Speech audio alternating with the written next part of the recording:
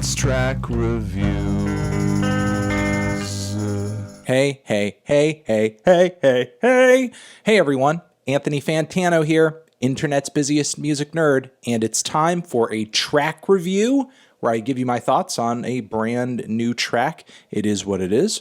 Before I get into my thoughts on this new one from Gorillaz, I do want to say, hey, here is the URL for our Patreon page. Hit that up, get some extra bonus monthly content, support the channel in the process, access to our Discord as well. It's cool, it's cool, it's cool. Hope to see you over there. All right. A new Gorillaz album cycle is upon us with a brand new song. The band is back. Damon Albarn is back. And I'm excited. I'm excited to listen to this new song, even if Gorillaz' past couple of records have been just so-so. I'm hoping that from here they can kind of bounce back and learn that Humans was just way too overloaded with features. We need a Gorillaz record that kind of goes back to basics, is a bit more focused, and simultaneously I hope that the band learns just how underwhelming the Now was and just, I don't know, gives us something a bit more punchier, lively, exciting. Momentary Bliss is the name of this new track over here, and it does have a couple of features on it. However, I am kind of excited for these features. Slowthai, one of the most emotive, weird rappers out of the UK right now who had an excellent record last year, and then Slaves, who I know are pretty hit or miss, but when they come out with a banger, a heavy, punchy, grungy punk rock banger, it usually goes pretty hard. So maybe hearing Gorillaz team up with Slaves and Slowthai will be fireworks, hopefully, fingers crossed. I am looking for something to really get me psyched up for this new album cycle. Let's give it a try. Let's give it a shot. Let's see what comes out of Gorillaz. Momentary Bliss. Ba-bam.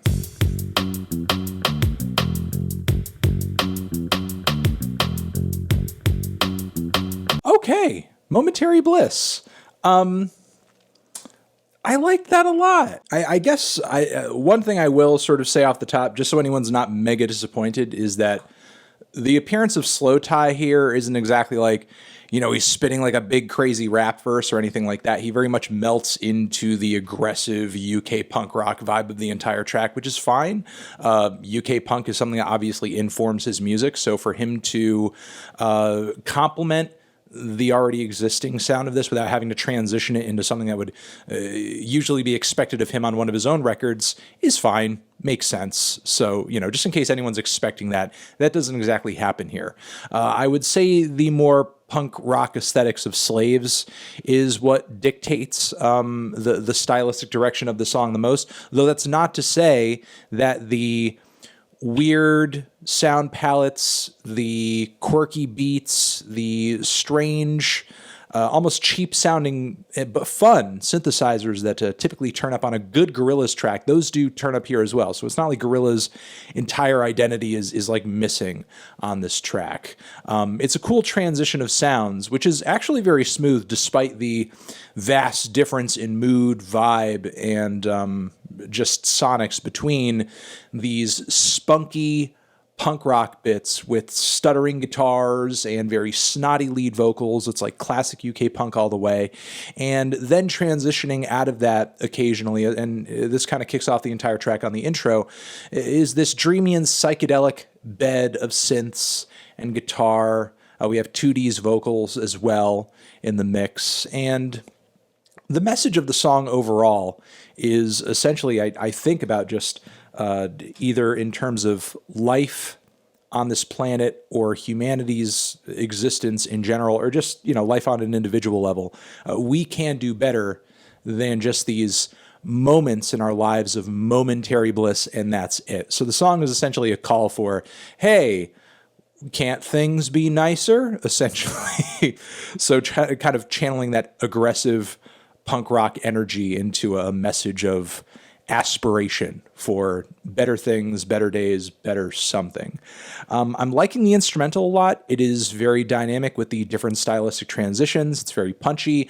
I love underneath the punk sections, you have these bustling, like filtered either like bass notes or kicks. It's very deep, but it's very busy, and it adds a lot to the groove of the track, and it's a very unlikely sound to have underneath, like these very punk rock guitars and vocals. And even though I do say, you know, the vocals and the guitars are pretty punk, the weird manipulations that are made to the guitars and the more modern approach to the vocals, it's not like it's dated. It's not like it's living in the past. It's very much new. And if Gorillaz were to do a punk rock track or a track inspired by punk, which they have done before, but if they were going to do another one, sounding exactly like this just makes sense. You know, it's a refreshing approach, unique production.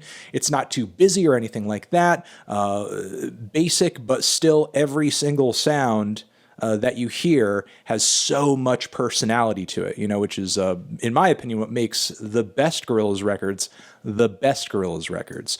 They're not too busy, they're not too messy, but each sound that you do hear is just loaded with character. And the punk rock portions, they're not too aggressive, they're not too in your face, they're actually pretty melodic and catchy. The chord progression is really smart, and even though the track does have a lot of attitude, it doesn't really lose sight of trying to sound as fun as it does as well.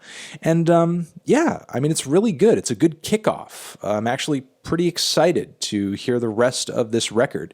Once more, I'm hoping for a bit of a back to basics record where Gorillaz, you know, what we know Gorillaz to be in terms of vocals, sound, aesthetics, balances out a lot more nicely with whatever guests they have on these tracks.